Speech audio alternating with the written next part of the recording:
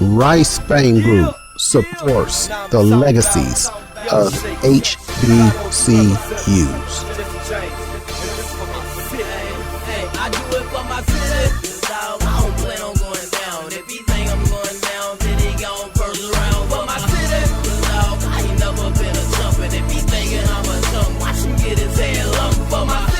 Hello, this is Lacey L. Rice Jr. with Rice Fame Group. Welcome you to Chat with HBCU Champions, Season 3, Special 2. Today we are chatting with HBCU Athletic Conference Commissioner Dr. Kiki Baker Barnes, and she has some exciting news for us. We're going to be talking about her conference and why her conference is the exciting news. So, Dr. Barnes, your conference is a new conference in name. So congratulations for that change. Thank you so much for having me. And yes, we are very, very excited about this transition for our rebrand strategy. Okay.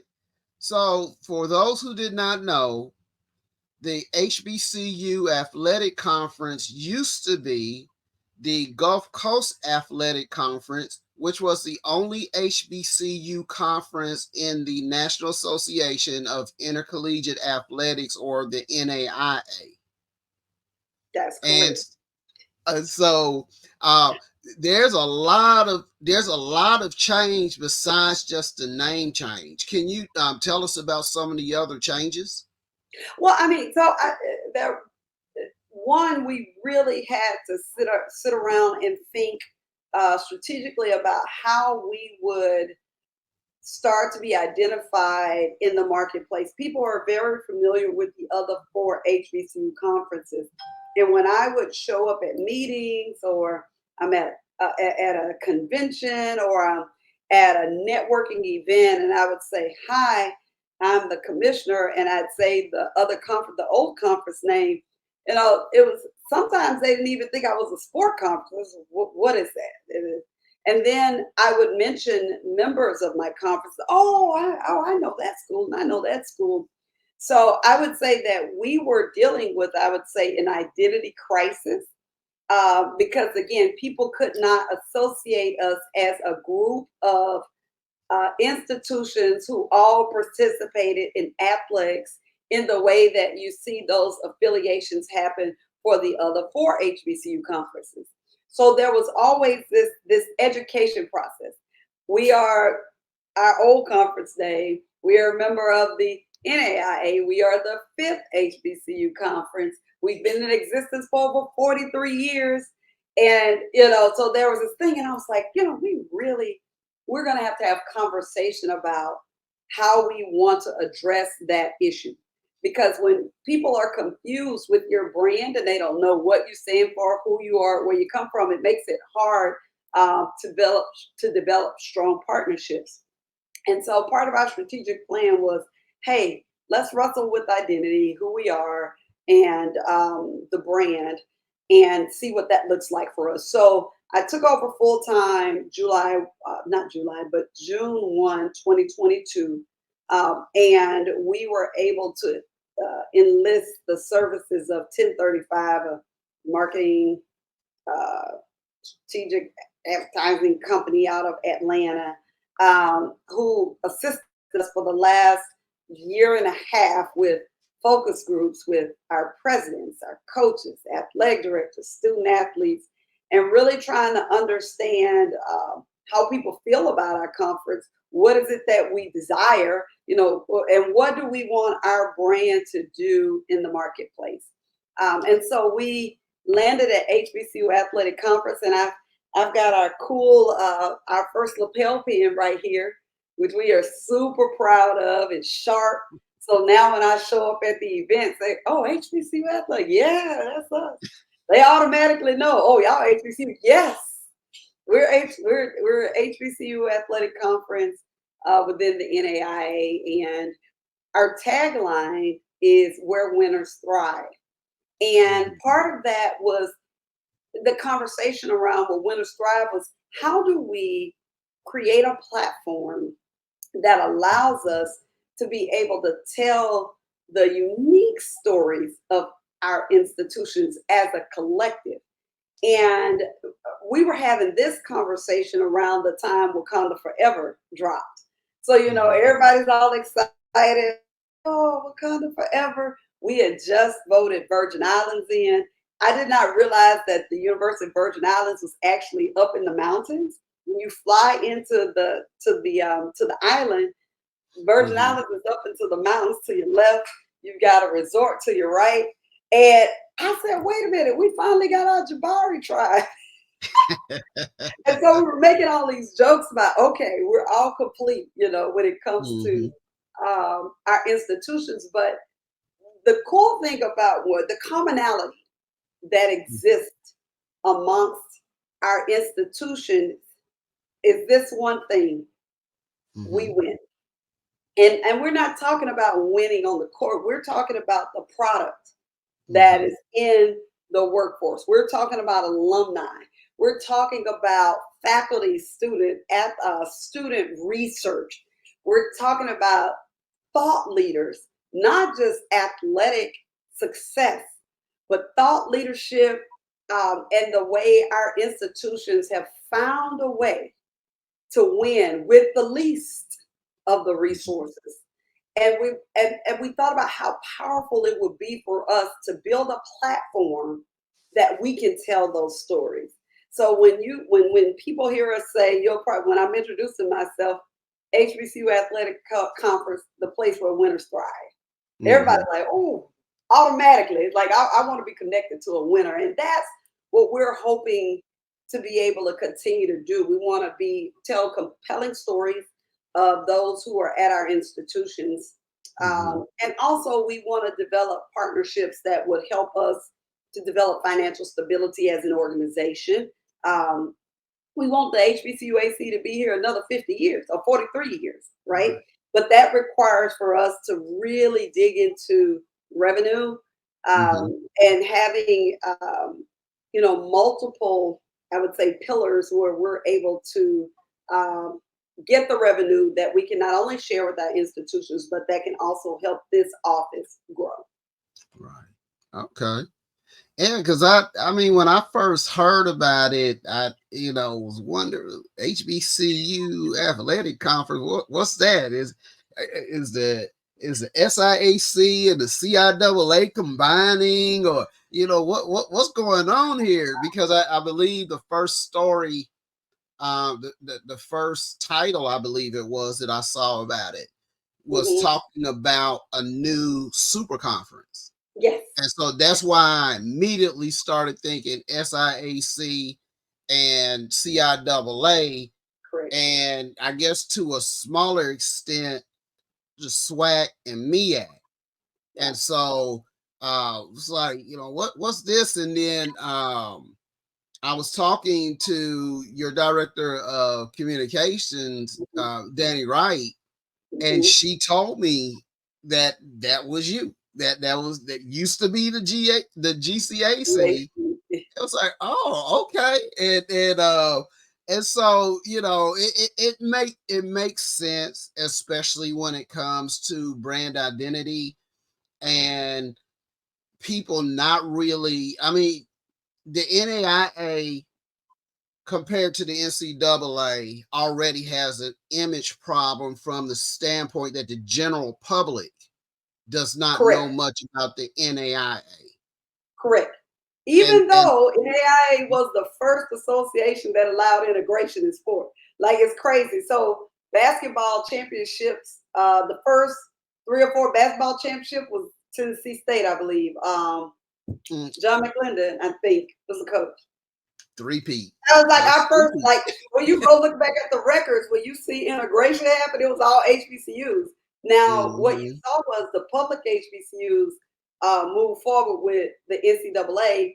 Private, and most of the private HBCUs, not all of them, but a portion of the private HBCUs remain with the NAIA. And when you look at the NAIA as an association, We are an association made up of mostly private Mhm. colleges, small colleges. Over 240, I think, is our number now in terms of total membership.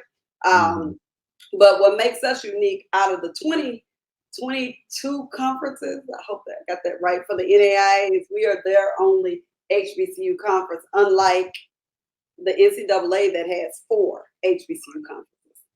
Right. And for those who do not know, the 4 are 2D1, 2D2. There are no HBCUs on the D3 level. Yeah, yeah, And so that, I said that's great. And the people, especially I believe African Americans, really should know about the history of intercollegiate athletics when it comes to African Americans, yeah. because maybe they might make some different decisions about where they go. And you're 100% right. The first men's basketball national championship and the first three-peat in all of basketball was Mm-hmm. Tennessee A&I, which we call Tennessee State. Now, right, correct. And then the third three-peat was Kentucky State University, Yes. which also has at that particular time, they when he left Kentucky State, Travis Grant was the all-time leading scorer in all of college basketball. Mm-hmm. And people don't know, he doesn't get enough props, which upset me this year when Yeah. people were saying that, oh well, Caitlin Clark has the NCAA scoring record. No, she doesn't. Travis Grant still has, for the NCAA, he has it. He doesn't have it for the NAIA any longer. But for the NCAA, he's still the only person to score 4,000 points for a career. Sheesh. And and so, and then you also his teammate who only played 3 years. He left. He's like, I think he's like number 7 or 8 in the NCAA for career rebounds. Only Okay. played 3 years. He's the only guy that only played 3 years who's in the top 10.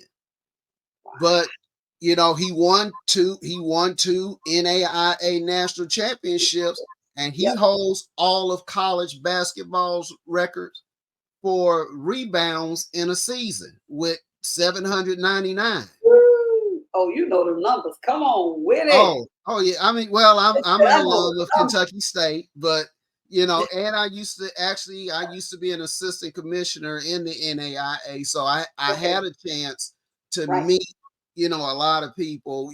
Dr. Dick Barnett and I worked on projects Barnett. together, Yes. Yes. and You so know. and so I was so happy to see them get their roses at the vice president's house earlier this year. Yeah. Yeah. I saw that. And I'm thinking that we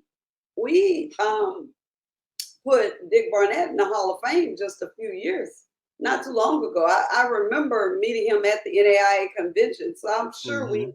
we got him in the Hall of Fame as well. Yes, yeah. He's in the hall, and he's been a member of the All 50th anniversary team as well as the All Okay. 75th anniversary team. Yeah. And so just a great person, a great educator. Yep. Um, when he left Tennessee State initially, he did not graduate. He got drafted into the NBA Yep. and had a distinguished career in the NBA because his jersey's retired by the New York Knicks. Yep. And so, but and he will admit to you, if you ever talk to him or if you ever hear him talk, giving a speech, he will admit he did not go to college to To go attend to school. classes. So, but he ended up going back and earning his doctoral degree Yeah. and becoming a great professor. Syracuse, St. John's, and other places that he taught. Yep. And so, but that's part of that NAIA story. History. Mm-hmm. Yep. And so, people should know more about it because of the greatness that has come out of the NAIA, Yeah. and for the opportunities, because another another tidbit that most people don't know. The first women's basketball national championship for integrated organization was the NAIA. Kentucky State beat Texas Southern to win the national was championship, that and was that was AI. You mean AIAW, huh? no, that was NAIA. Hmm. NAIA held its national championship in 1981. The NCAA held its in That 1982. was the AIAW. That was the Oh, association. That remember, was, I'm a K oh, State alum. you got to go I'm a back and K. check AIAW. Right, AIAW was hosting all the women's championships before right, NCAA wound up buying them out. So it right. actually was AIAW. Now this one, Remember, the women had their own association. Remember? right, right, right. Now that's why I said integrated. This was Oh, I'm sorry. post Okay, Title I got Nine, you. right? Okay, Post Title Nine. The NAIA held the championship before the NCAA did, and so yeah, they did.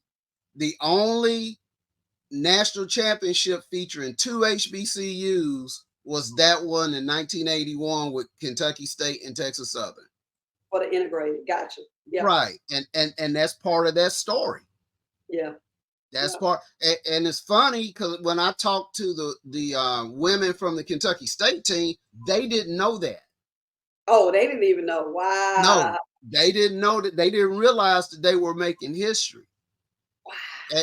And so I've been trying to get them recognized for years for their achievement, Yeah. um, because it's something. It's a story that needs to be told, and unfortunately, when it comes to our institutions, they don't tell the story unless we pay for them to tell the story. Versus the other, institutions, they'll get their props, Yeah. but I still haven't seen a 30 for 34 30, Travis 30 on Tritt. Kentucky State, right? No, no. I haven't seen, they had that Black Magic basketball documentary on men's basketball in Okay. which I they didn't see featured. that yet. It was 10 years ago. Okay. But the thing is, Earl the Pearl was the executive director for it. So once again, something we had, one of us had to pay for. And, Gotcha. they mentioned Tennessee A&I, and they mentioned, well, they mentioned a lot about Tennessee A&I, and they did mention Kentucky State and Travis Grant, Yeah. but a lot of the focus was also on Winston-Salem State, Okay. where Earl the Pearl played, because Mm-hmm. they were the first HBCU to win an NCAA title. Gotcha. And Gotcha. so, you know, um, I think what you guys are doing is terrific, because Thank I you. believe that stories will be able to come out of the NAIA Yeah. about our institutions. And Absolutely. you have a great storyteller with Danny Wright. Yes, I do. So And I'm very excited about that. Gotta have the right people on your team. I talk about it all the time. Get the right exactly. team, you can get a lot done. Exactly. And can you tell us about some of your programs, some of the institutions in your conference? Yeah. So I mean, oh boy. Let me see. Maybe I can do about sports. So in cross country, the battle has been between Philander Smith and Dillard University, uh, Hmm. and most recently Wiley University. Hmm. Those have been like our top three cross country programs, both on the men and women's side. Hmm. It's been very, very interesting because the current, so Philander Smith's coach was a protege of now Wiley University's new cross country coach. Now he was at Talladega though last year, so it's, let me tell you something. Those coaches, hey, they have at it. And so between Wiley, Dillard, and Philander, you can count on those programs to compete in cross country. And like, Hmm. I mean, at the highest level. So that's been a lot of fun to watch. Mhm. Tulu is like what I would call my wild card. They Mhm. come in every now and then. They may come with a couple of really good runners. They haven't necessarily had as much team success. Mhm. Did they win? They may have been runner up just a couple of years ago. I can't remember off the top of my head. But they will. They. I would say they like my honorable mention in Mhm. terms of consistent success. Mhm. I think the last year Dillard swept all of the cross country awards. But Mhm. again, like it's every other year it seems between Philander, Dillard, and like I said, now Wiley, throwing them in the mix. They have a really solid program. We're Mhm. really excited. I would tell people you need to be following those programs, those coaches. Right. They do an amazing job, and it makes for very competitive cross country meet. In volleyball, Mhm. our winner last year was Talladega. And I will tell you, our top two programs for the last 2 years have been Talladega, Fisk, and Dillard. Um, man, I think Talladega didn't lose a game last year, if I'm correct. But Fisk has Jess Enderly has been the coach there for a long time. LaShonda Spurgeon won Coach of Mhm. the Year for Talladega. But those two coaches, I'm telling you, they can recruit. Mhm. And they understand how to build a program. One of the things I'll say is sometimes people say they want to coach at the college level, and it's more than just the X's and O's. It's Right. how do you build a program? How do you bring kids in, see them through to graduation, and reload? I would Mhm. say that Spurgeon and Jess understand how to do that. And I'm telling you, for this year, Mhm. gotta watch them. Now, again, we've got some other decent programs. Philander was there for a little bit, but the coach who was, they've gone through a couple of coaches. And what I'll Mhm. say is when we see frequent transition in coaching, it's real. I mean, you're not going to see progress with the program. Right. Um, Fisk and Talladega is going to be something special. Dillard Okay. just hired a new coach. I don't know their new coach well. They just hired her. So I don't know what to say. They are usually pretty competitive though. Just Mhm. not sure where they'll be with just a brand new coach trying to bring in new kids. But I can Right. tell you last year that final at the Mhm. tournament between Fisk and Talladega was woo. So we have so I will say from a volleyball perspective, those are two of the top programs that people need to be following. Um, Mhm. in men's and women's basketball, woo, woo, Russ College has won the last four women's basketball championships. Wow. Now, my favorite good coach, Eric Jackson, just left Russ to go to Edward Waters. and Oh he took wow. his, and he took his whole staff with him. So I don't anticipate Russ repeating this year because I don't I don't know if they replaced him first of all, but Mhm. Eric had done a fantastic job building a program, which is why he got an offer to go build another program. Mhm. But Russ was running a dynasty. So Right. they've been one of our top programs for the past few years. And Philander Smith with Brandon Greenwood. Brandon, same thing. He is I think his grandfather was a former AD, big time coach. He's a former player. Uh, Mhm. he's got these ties with Philander Smith. He's built the women's basketball program, won championship 2, 3 years ago. I think our last three championships have been Rustin Philander in the final Okay. for women's basketball. Insane. So on the women's basketball side, Russ and Philander, I don't see Russ being at the top. I mean, this year Right. again, I don't know. We'll see who they hire, but Philander will be the team to watch. And I'm trying to remember last year. Oh, Victoria Crawford and Fisk. Mhm. That's hey. Let me tell you something. They wound up getting to the finals last year. Who did they upset? I can't remember who they upset right now, but they were all vying. She had the player that we had Maya Buchanan graduate. Well, I don't know if she graduated yet, but she did finish her eligibility. Mhm. 6'2", 6'3", post player. I think she scored like 50, 60 some points in the game last year. Like she got National Player of the Week twice. just insane as always. I think we even made the what do you want to call it? We made the maybe Sports Center or something like her performance, whatever game that was. She got like 60 something. So Mm-hmm. Victoria had her last year, and she had some pieces built around her. It'll be interesting to see where they are this year after losing Maya. She was such a big presence. I think Maya was all conference and MVP of the MVP of the conference. So I would Okay. say Fisk, Philander, and we'll see what happens. You know, who kind of emerges Mm-hmm. at those other institutions. Now, on the men's basketball side, Philander Smith has won the last couple, I think. So Todd Day, you should Mm-hmm. probably be familiar, former uh, University of Arkansas, I think, and NBA player at Philander's done an amazing job. They won last year and may have been runner-ups the year before. So they've had some consistent success. And but what I'll say is, as the programs I'm talking about that have been Mm-hmm. successful, they've had coaches in place for a while. It's not this merry-go-round. Every 2 years they switching coaches. So these people, I think, Todd may be in year 6 or 7, maybe 8. I don't know. He's been there for a while, but Right. Philander Smith on the men's side, and oh gosh, Tulu. Lord have mercy. How could I forget Tulu? Coach, oh God, I hope Coach ain't watching. Coach, I'm sorry.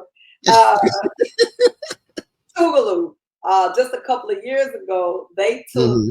We were a top. We finished top 6. They went all the way to the top 8. Top 8. Finished top 8. Went all the way to the top 8 and lost to the eventual champions that year. So Mm-hmm. you can always count on Tulu every year. I don't know where they find players. I don't know how they do. But that Mississippi basketball, man, is like, ah. So I would say Tulu and Philander for the last few years have been on the top of the, from a consistent standpoint. Now, I Mm-hmm. would say my wild card is Suno. So they just brought their program back. Their AD head coach James Matthews Mm-hmm. recruited the Player of the Year Jamal Tall. What Tall last name? Williams. But anyway, he won Freshman of the Year, Mm-hmm. Most Valuable Player of the Year.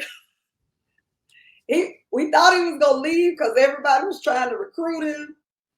But he decided he was gonna stay right there at the Right. castle at Suno. He will be back, and he terrorized the entire conference last year. Now, if James has done what's needed to be done, and Mm-hmm. got some other pieces to his puzzle, I think Mm-hmm. it's going to be an interesting contender they will compete. We'll see what happens, but those have been our top programs for the last few years. Now, in track and field, Dillard, Mm-hmm. and I'm gonna leave it there. I may piss off some other people. Nobody's beating Allegheny at this point. Yeah. Now that's not to say it's not coming. I'm just saying they don't want like the last 4, 5 years. They don't want track and field on the men and women's side. Mm-hmm. Wiley has competed, like, but Dillard hands down, like by the middle of the meet, they got all the points. It's like, oh, we're just having fun now.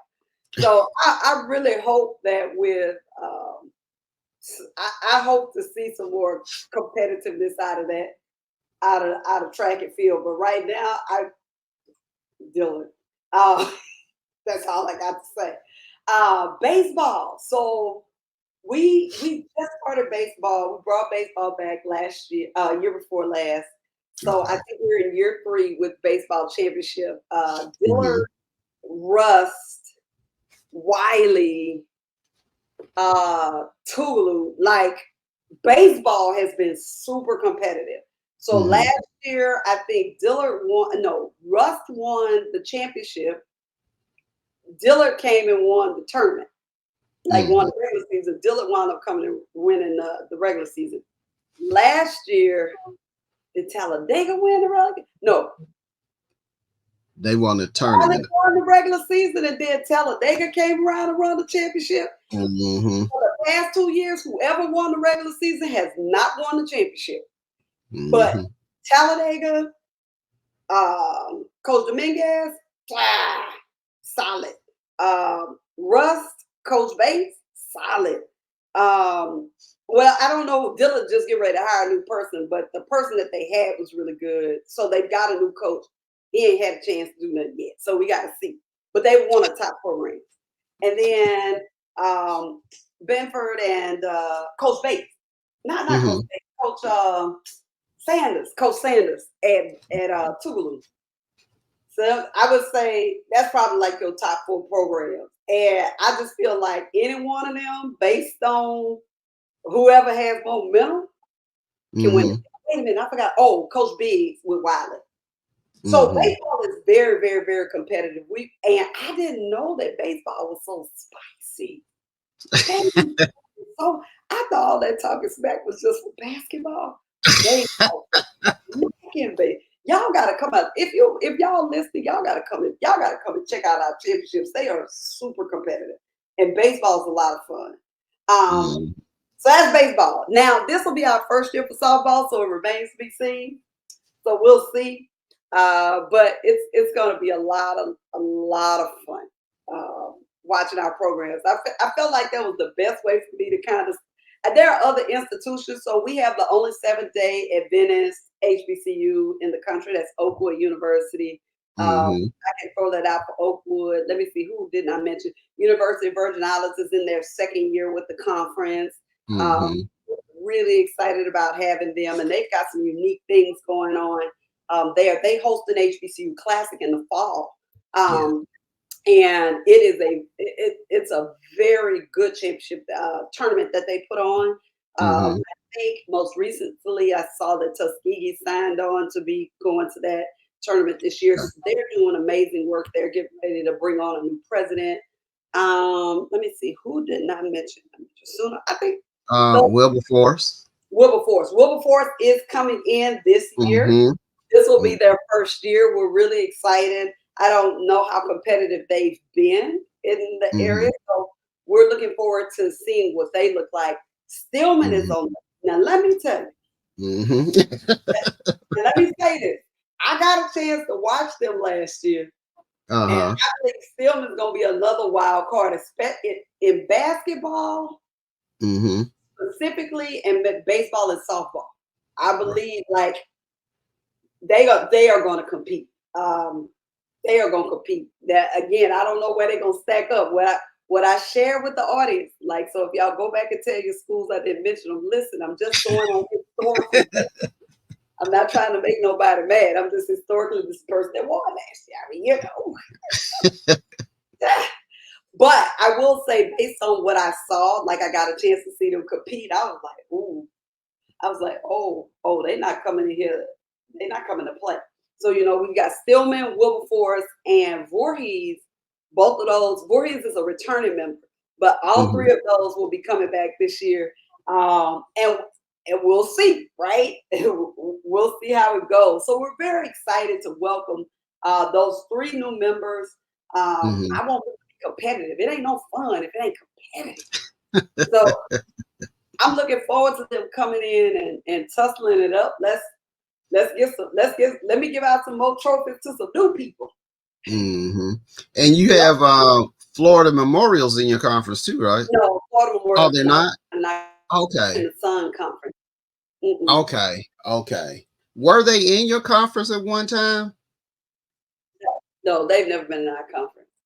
Okay, it might be Edward Waters I was thinking about. I always Edward get Waters those was two confused. Yeah, Edward Waters was with us until they decided they were going to make the Division II move.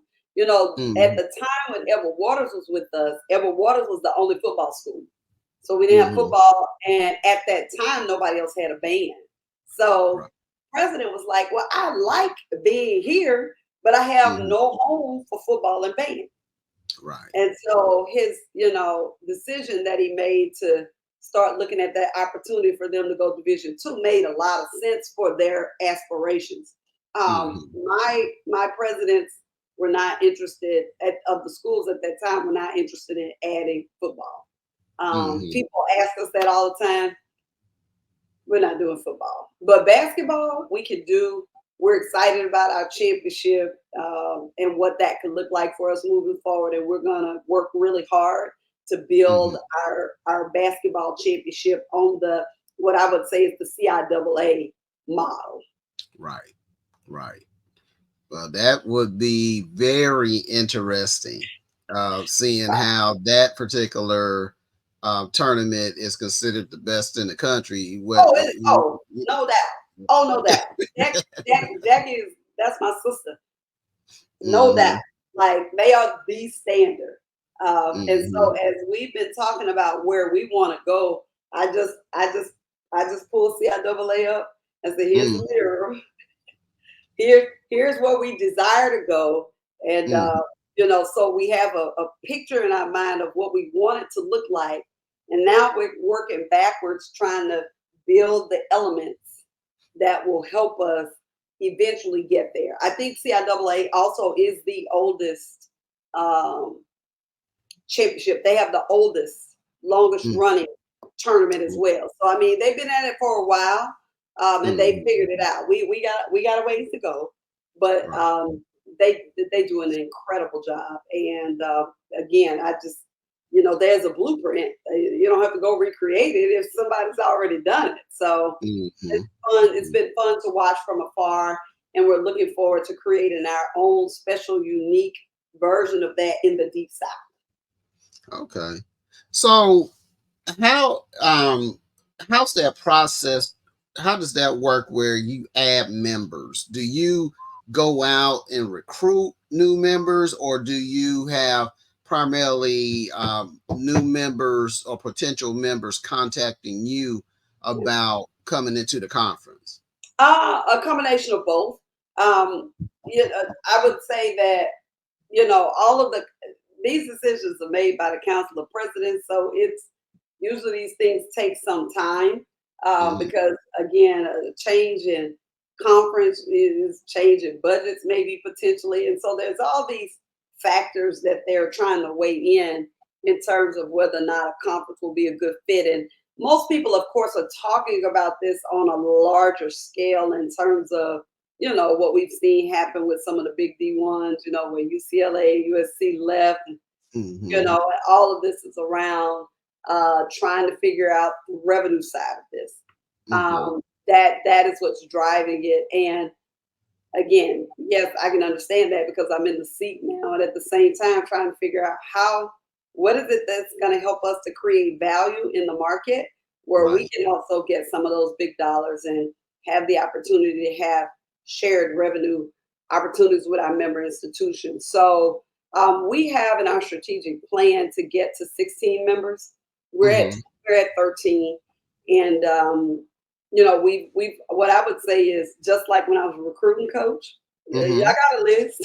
I, I have I have some people I desire, uh, Mm-hmm. and it's reaching out and trying to find someone that I can get with, whether it's trying to connect, get to the president, Mm-hmm. whether it's talking with their AD, doing presentation and pitching and letting them ask questions to see if it could be a good fit. So we've had people reach out and express that they're interested. Mm-hmm. So it's been a combination of both. So um, the fun thing about it is I'm very happy to know that those skills I learned as a recruiting coach are Right. still transferable.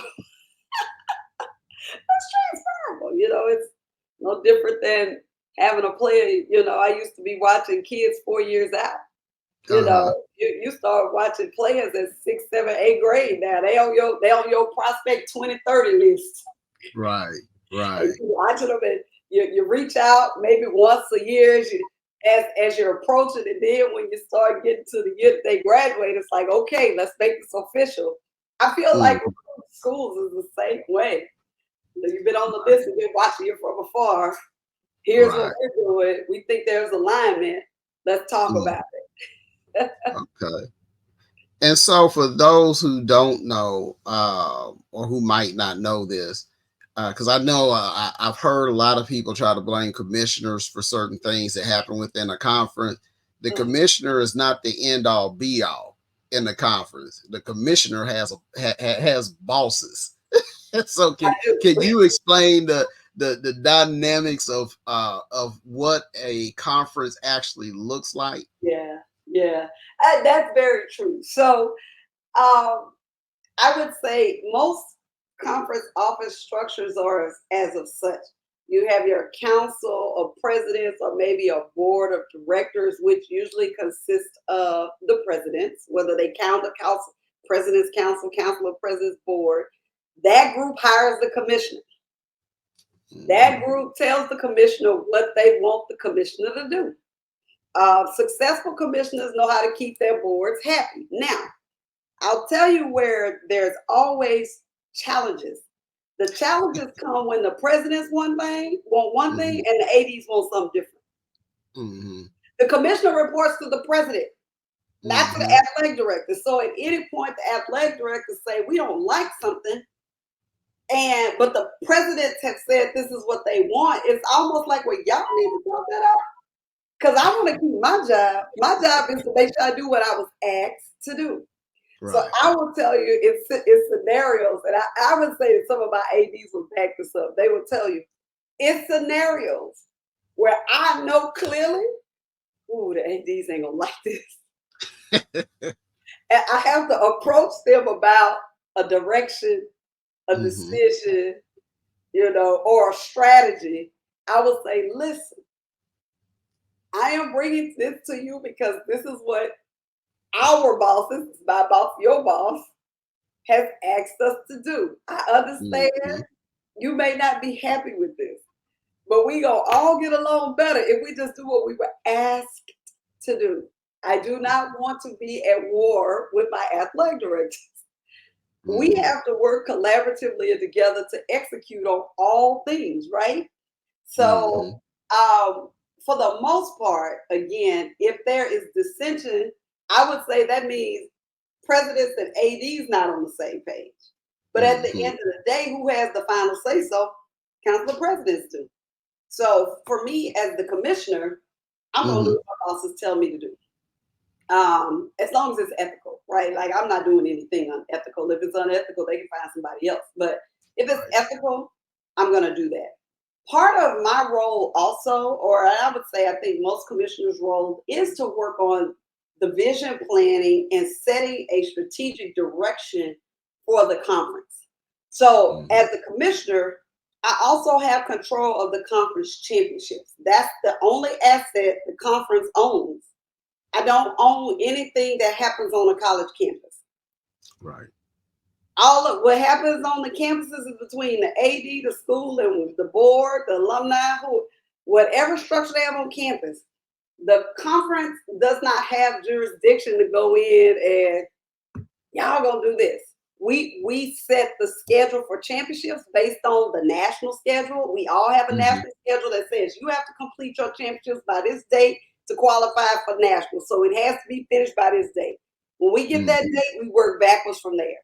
Right. And then my job has been now, I have to find other revenue sources other than membership dues. So that's another part of what the commissioner has to do. Mhm. The commissioner has a responsibility to find other money and stop taxing the schools. So when I first took the job, the only revenue source we had was membership dues. Mhm. That's why Mhm. we only have one employee, me. Now I have some Mhm. independent contractors, and we needed to use those membership dues to conduct all the championships, buy the awards.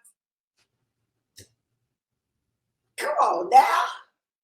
So the championships are the assets that the commissioner has at its disposal to sell, to try to bring in some of those other revenue opportunities. Now, the other part of Mhm. this is, we're trying to work out what a revenue share looks like.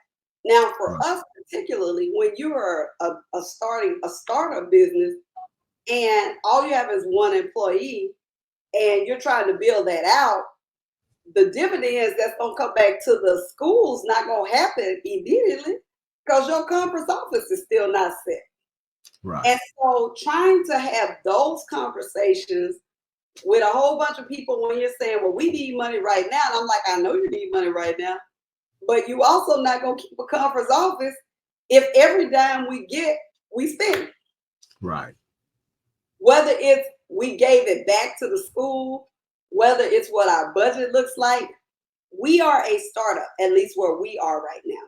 So we have to make decisions that allow us to put some money to the side that would allow us to start building up reserves for a rainy day. Some money that can grow, right? We got to do that, as well as continue to be able to put on a high quality experience for the student athlete. And so a lot of what I have to do, at least in my particular role where this conference is right now, is we are building infrastructure. Now, those other conferences have infrastructure. They got full salaries, full benefits. They got a staff of people. I mean, they've existed double our time though. 80 plus years with 43 years with the first full-time employee hired July 1, 2022. So where we are in comparison to those other schools, trying to make sure we manage expectations with those who are our members and helping them understand we know where we need to go, but it's only one step at a time, and you can't have your hand out the whole time. Right. Like, so those are the kinds of conversations you navigate because everybody needs money. Right. So that's part of it. When it comes to the rules, so our governing associations, NAI, NCAA, they have playing rules. Those associations govern the rules of the game. So that's managed that way. What the coaches committees and the ADs committees have jurisdiction over are its policies for how they want to give awards, who gets to be. Oh, I'm gonna give you a good. This is one of my favorite ones. Every year, somebody's not happy about Coach of the Year or who got picked on the All Conference team. We'll have coaches go on social media. Man, the conference be tripping. All the conferences. I'm like, y'all gonna stop saying the conference because we don't vote. We count their votes. Our awards are determined by the vote of your peers. Stop going on the social media blaming the conference. And you will see people do that. Man, the conference sucks. I be like, no, when you say the conference sucks, you're saying you suck. Because you voted. You're the one that made that decision. And so I would say that's definitely a big misnomer in college sports. And I mean, it's not just us. I laugh about it. I've seen it with the other conferences where when people not happy about who selected, they start blaming the conference. I'll be like, y'all, we be catching these stray bullets. All we do is count the votes. We create the ballot.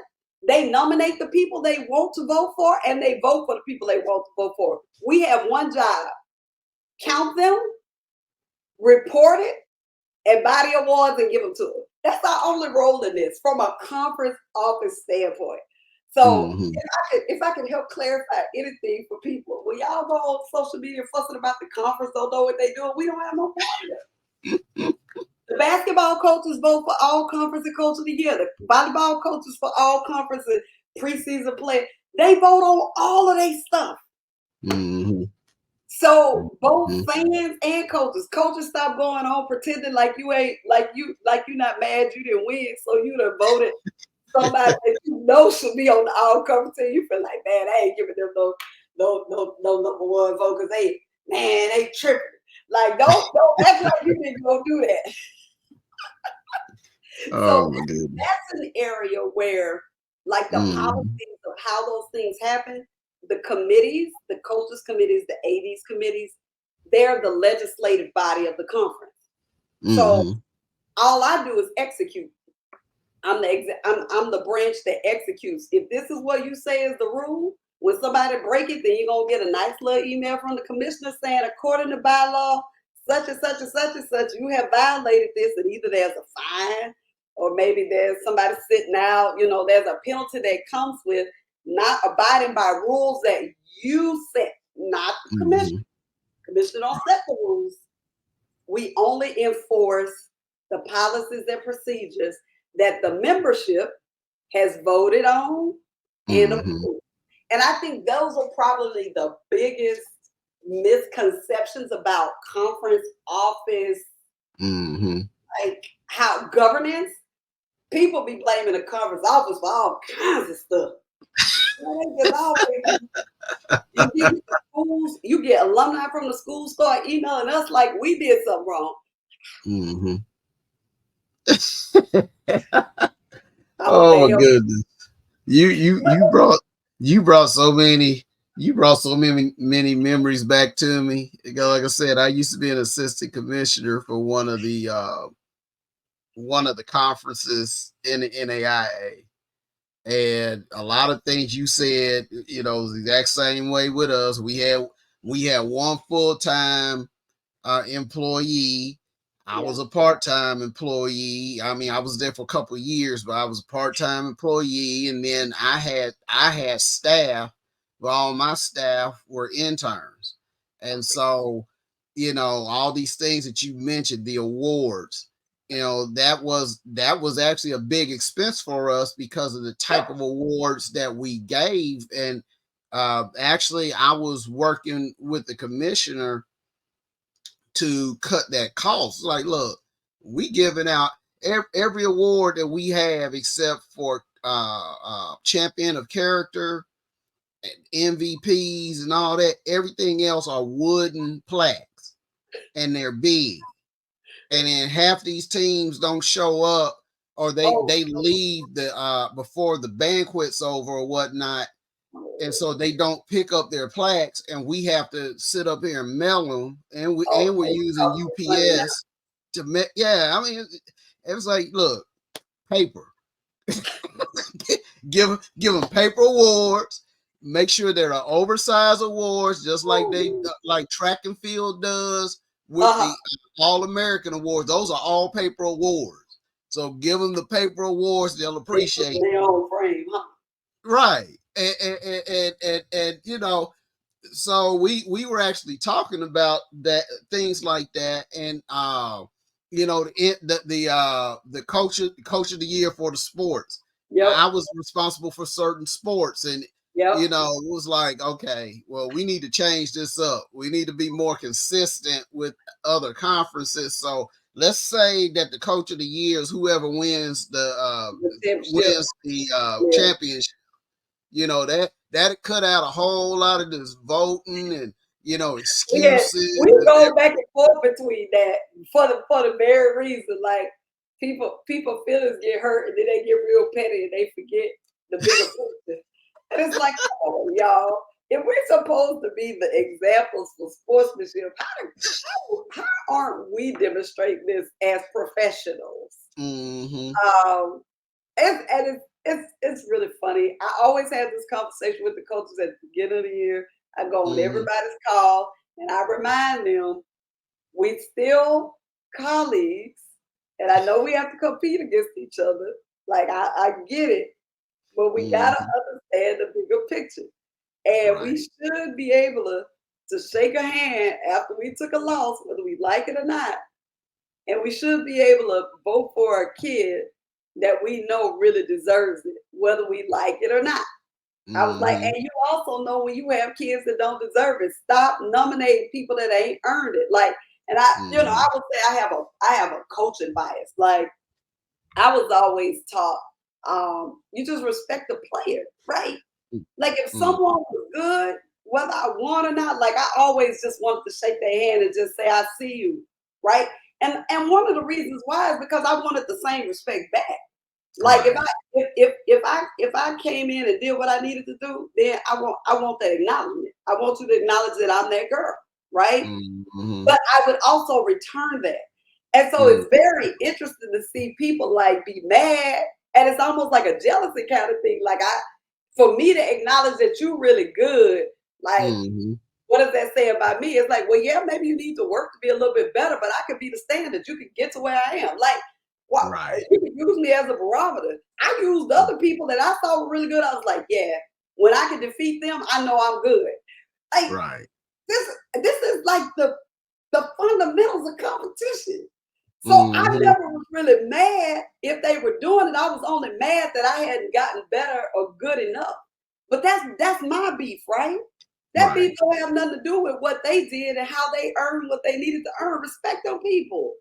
So Right. it's personally for me, if you are a true sportsman and you are a true competitor, then you can look at your somebody that beat you and you can still shake their hand and be like, I respect that. But Right. now again, for me, I can say I respect it, but just know I was going back to the drawing board. I'm gonna be Mm-hmm. like that's Mm-hmm. gonna happen if I had decided that's what I wanted. And Right. I would say in my life with the things that I set my mind to, I did. Right. And they Right. in turn gave me the same respect that I gave them. And so trying to get coaches to get out their feelings is like, Mm-hmm. hey, if you didn't win, it's because you probably wasn't good enough. I mean, Mm-hmm. you gotta say that. You gotta admit that. Like, how can you be a grown person coaching kids saying being accountable, but you can't be accountable? Right. It's Right. a weird thing with coaches sometimes. Like Mm-hmm. you're not walking it like you're talking it. And so I always try to start them off and remind them like everything you want them kids to do, you need to be doing it yourself. You need to demonstrate those behaviors. Mm-hmm. Mm-hmm. Mm-hmm. And we shouldn't let kids down because we mad because we didn't do a good job recruiting this year. Exactly. Exactly. And That's me. That's Coach Kiki talking. no, I mean, but that's the one thing that I loved about the NAIA. And I think some other governing bodies do have something similar. Maybe the NCCAA or the USCAA Uh-huh. have something similar. But that Champions of Character award, Yeah. I love that concept. I love that award. I remember specifically an incident that we had in our conference at a championship where it was a cross country championship. This one girl was one of the top runners in the country. And I mean, she was beating everybody by a lot. And there was one part of the course that they had to repeat, but after everybody went through the first time, a gate was supposed to be closed to detour everybody. Well, somebody didn't get to that gate in time, and this girl, like I said, she was way ahead of everybody. They couldn't even see, second and third place couldn't even see her. And Ooh. so she ended up running, Oh, continuing to extra leg. run, and Oh, then uh, the second and third places coach saw what happened, and he just happened to be up there, and he closed the gate. okay. So everybody else got rerouted. She had to come back around and get back on the course, and so his athletes came in first and second. Somehow this girl came in third. Oh, I mean, that's how fast she was. She still came in third. Well, when we had the award, and that was one of the changes we made too. Whoever was first place, that's runner of the year. And so his athletes, his the one who won, she didn't even want the award. oh She was man. like, Yeah. "No, That's what give I'm it saying. to Because her." she know that girl earned it. Yeah, she's Yeah. like, "No, give it to her. You know, she should be the Right. athlete." But it was like, her coach was like, "No, y'all go ahead and keep it and everything else." And I was like, that, "That's That's our sportsmanship champions right and there. characters right there." That is. And And that's what I'm saying. Like, be honest about it. Like, I don't want nothing I ain't earned. Don't give me mm-hmm, nothing. mm-hmm, But if I earn it, don't take it away. mm-hmm, Right? mm-hmm, Like trying to help the coaches understand that. I was like, man, I was like, listen, I was like, if a kid that led the conference all year long, ain't no way they shouldn't be in the run for MVP. Like, it's just, that was a year where that didn't happen. Like, and mm-hmm, it was just like, I was like, and that's just because people were being petty. Uh, mm-hmm. and it was like, yeah, we can't let that happen no more. So if they work through those things, and you know what happened? The president sent an email and said, y'all fix this. So happened to be an AD at that time. We had to go back, revisit the policy, we had to start over. Oh, I understand where you're coming from too, as a former coach. So I always told my athletes, I was a track and field coach. So I always told my athletes, hey, yeah, as long as I see you go out there and give your all, I'm satisfied. I'm not worried about what place you came in. As long as you gave your all, I'll say, now, if you didn't win, that just, like you said, that just tells you that you need to work on something so that you can be either closer to winning or so that you can win the next time that you face this opponent. And so, I have some of that same philosophy that you have about that. Well, we can actually go ahead and wrap this up with the congratulations on the rebranding of your conference, and actually representing HBCU, not just in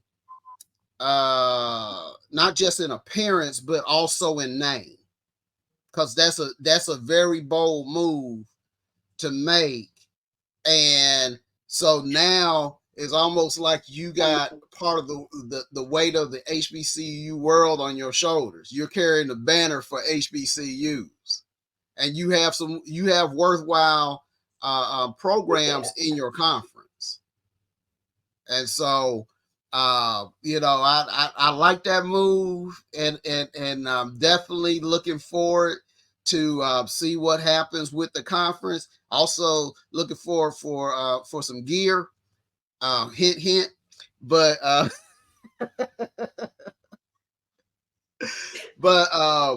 so we got in that area too soon. We're gonna get there.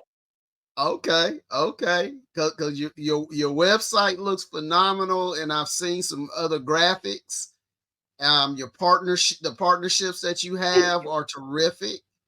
And so I'm hoping everything comes together to help give you the exposure that you need, that your programs deserve, because it's not all NCAA. We have programs that actually have won national championships in other governing bodies in recent years. So there are other besides NCAA programs out there, and the HBCU Athletic Conference represent a large portion. That's right, and we give scholarships. Mm-hmm. Mm-hmm. And so at this particular time, as we get prepared to wind down, is there anyone that you want to give it? I always do this, so but is there anyone who you would like to give shout outs to? Zanny, Kelly, Joyce, Don, Alvin, that's our Avengers team. And Andrew now, who's our new SIG. To our partners, Hope Credit. He's our Hope Credit Union is our title sponsor for that Network, our media rights partner. Okay. And so, like I said, we look forward to following you. And I believe most of your sports are broadcast on HBCU Plus. Is that correct? Yes, all of our games are streamed on HBCU Plus. Okay. All right. So we're going to get when I excuse me, when we rebroadcast this, we're definitely going to give them a plug so that people know where they can follow your conference and your games. I know they can access some of it from your website portal. So, and we'll also make sure that they have that as well. Tell them to download the app, to download the HBCU Plus app, and we are at HBCUAC on all platforms. So Twitter, X, I'm sorry, Instagram, we're on LinkedIn, and Facebook is HBCU Athletic Conference. Okay. All right. Most definitely, we'll make sure all that gets out. And once again, congratulations on the rebranding, and just continue the good work. And we know that you will definitely grow, and this won't be the last time we talk. No, I'm glad to hear it. Thank you for the opportunity for us to share more about our conference on your platform. We appreciate you very much. Oh, thank you very much. And for all of you who are watching and who will be listening on our audio podcast, um, please log in or please visit our website at www.ricefame.org. We will have updates on, and you'll be able to access our programming, our different platforms via the links on that website. And so we just look forward to each and every one of you watching this and following the HBCU Athletic Conference, and have a blessed week. Yeah. Now I'm talking about young shakes. I want to represent Jesse James. And this for my city. Hey, I do it for my city. Dog, I don't plan on going down. If he think I'm going down, then he gone first round for my city. Dog, I ain't never been a chump. And if he thinking I'm a chump, watch him get his head lumped for my city. Dog, I don't plan on going down. If he think I'm going down, then he gone first round for my city. Dog, I ain't never been a chump. And if he thinking I'm a chump, watch him get his head lumped for my city. Cause I feel like I love her so much, like I owe her so much for supplying her touch.